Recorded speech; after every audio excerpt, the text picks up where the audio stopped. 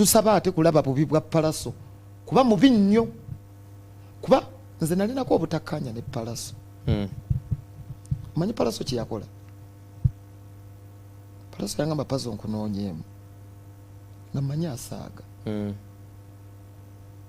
Kakati nalina obutakkanya ne Palaso mba ntuuka ku kikomere ewange nalaba abantu nga 15 mu bitooke. Awo ku Boston n'avaayo bulungi ng'ali mu kiwuudo bw'ati. Nangamba Puzzle nsobola, yali nakikuuma ekyama. Nanga kati Puzzle nsobola. Twalina oluyimba lwe twali tukola. Ate nekyatuviirako oluyimba lwa Jjukiranga gy'ova. Jjukiranga gy'ova, kikuyambe ne mu gy'ogenda. Jjukiranga gy'ova, kakati ngenda nnyumya. Palaso wambwa mwana yaganye okuta oluyimba lwange. Ate bwe yalutadde teyalutadde ku YouTube, kati amawulire bagamuwa. Ate yalutadde ku YouTube n'alugjayo. Kati ankubira essimu. Angamba Puzzle bangambye wakoze eki? Wabadde waddigibbawa. Ayina bayinfooma be. Waliwo informa bamuyita Ashirafu yamuwa olugambo. Ashirafu? Nkunoonyeemu. Nalaba abantu nga 15 mu bitooke. Yes. Kwanirizaako nnyo. Kutegeeza nti nno oli ku UG Update TV kusinziira okubanga otuuliza gwe mukwano gwange ali eyo ampuliriza. Gwagala otwegattako kira wansi waliwo ekigambo subscribe kikooneko ojja kuba osobola bulungi nnyo otweyungako.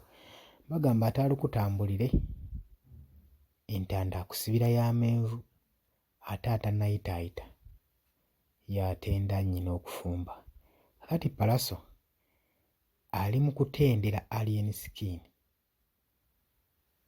Sorry, liri Puzzle ali mu kutendera Alien Skin obubi obwa ddenja n'obwakabenje obuli ku kintu ky'abadde agezaako okulumbagana kibayita Palaso. Azze okumunnyonnyola Palaso y'ani amutegeere bulungi aleme kubaako kyabuusabuusa.